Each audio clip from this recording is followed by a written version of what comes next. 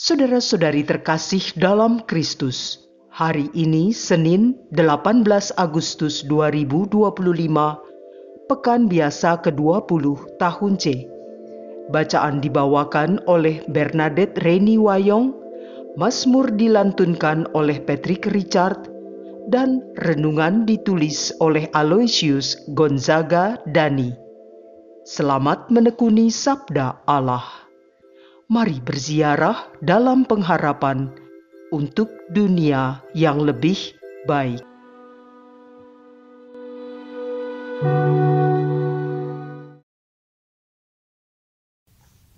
Dalam nama Bapa, Putra, dan Roh Kudus. Amin.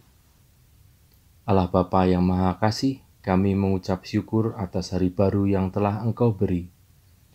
Berilah kami hati yang bijaksana, supaya dapat memahami apa yang akan kami jumpai pada hari ini.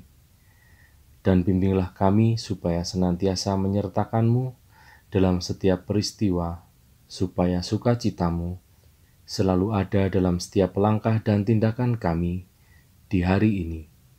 Karena Engkaulah Tuhan dan pengantara kami, yang hidup dan berkuasa, kini dan sepanjang segala masa. Amin. Bacaan dari Kitab Hakim-Hakim, bab 2, ayat 11 sampai dengan 19.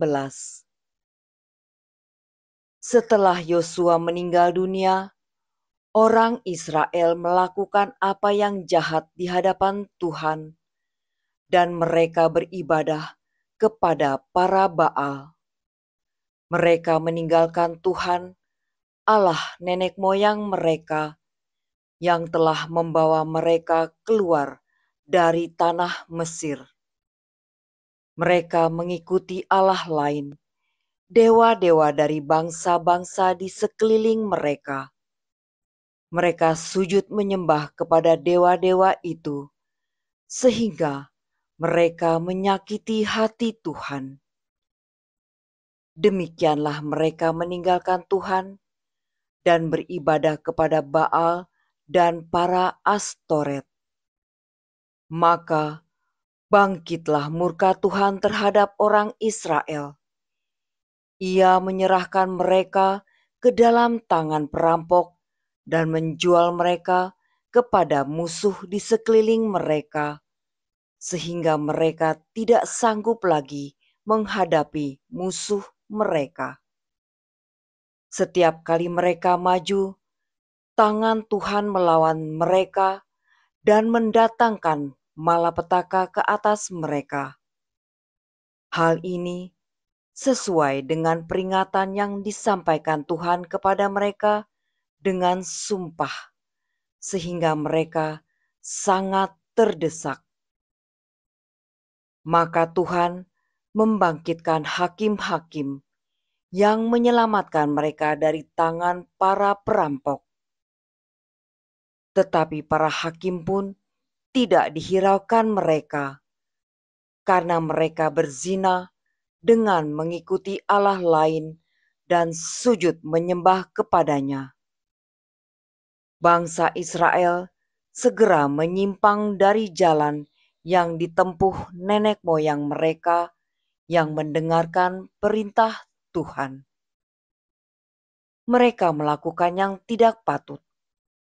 Setiap kali apabila Tuhan membangkitkan seorang hakim bagi mereka, maka Tuhan menyertai hakim itu dan menyelamatkan mereka dari tangan musuh selama hakim itu hidup. Sebab Tuhan berbelas kasih mendengar rintihan mereka karena orang-orang yang mendesak dan menindas mereka. Tetapi begitu hakim itu mati, kembalilah mereka berlaku jahat, lebih jahat daripada nenek moyang mereka. Mereka mengikuti Allah lain, beribadah, dan sujud menyembah kepadanya. Dalam hal apapun, mereka tidak menghentikan perbuatan jahat dan kelakuan mereka yang tegar itu. Demikianlah Sabda Tuhan.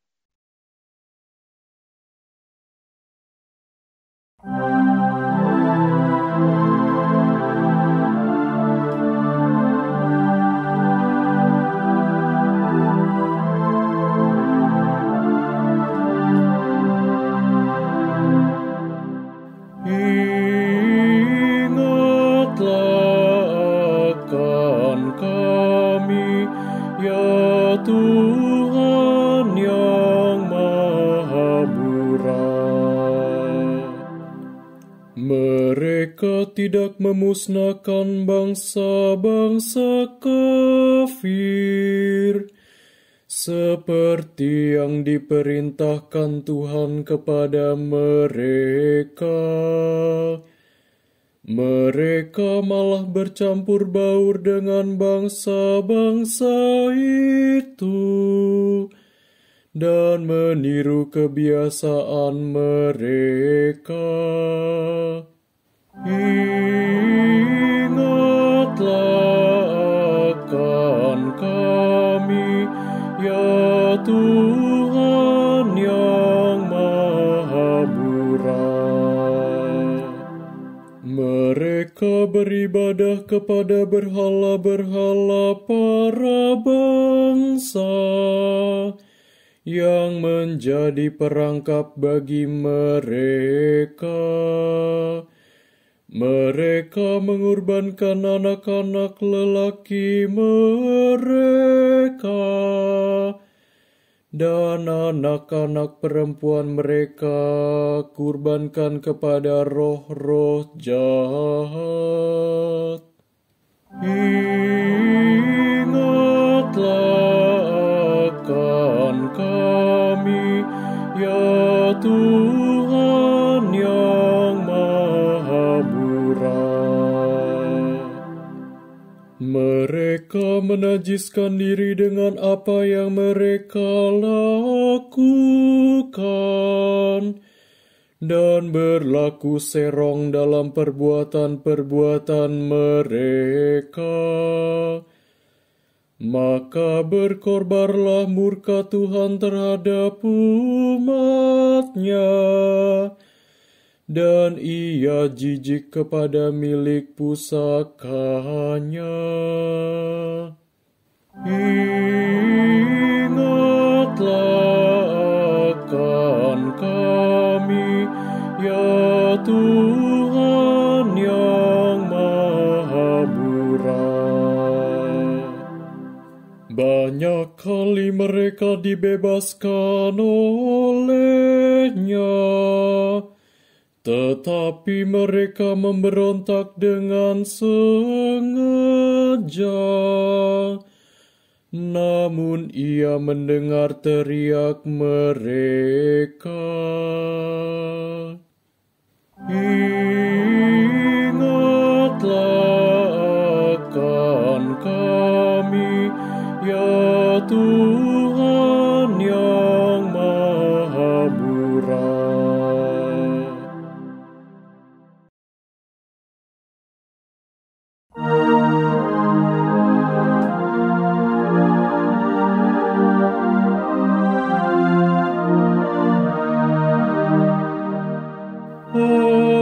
Haleluya, haleluya, haleluya. Berbahagialah yang hidup miskin terdorong oleh Roh Kudus, sebab bagi merekalah kerajaan Allah. Haleluya, haleluya, haleluya.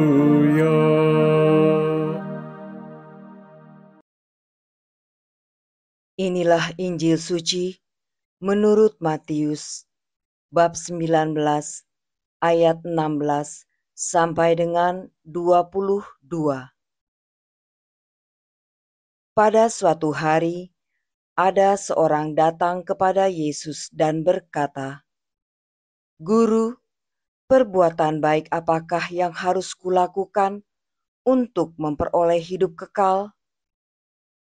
Yesus menjawab, "Apakah sebabnya engkau bertanya kepadaku tentang apa yang baik?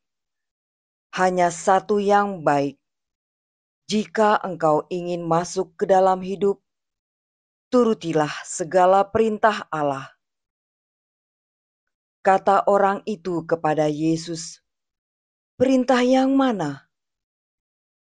Kata Yesus, "Jangan membunuh, jangan berzina, jangan mencuri, jangan mengucapkan saksi dusta, hormatilah ayah dan ibumu, dan kasihilah sesamamu manusia seperti dirimu sendiri."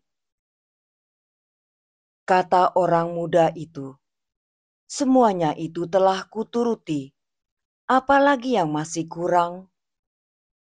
Lalu Yesus berkata, "Jika engkau hendak sempurna, pergilah, jualah segala milikmu, dan berikanlah itu kepada orang-orang miskin. Maka engkau akan memperoleh harta di surga. Kemudian datanglah kemari dan ikutlah aku." Ketika mendengar perkataan itu, pergilah orang muda itu dengan sedih, sebab hartanya banyak. Demikianlah sabda Tuhan.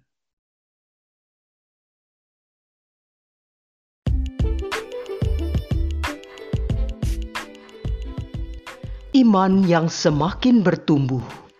Renungan dibawakan oleh Aloysius Gonzaga Dani.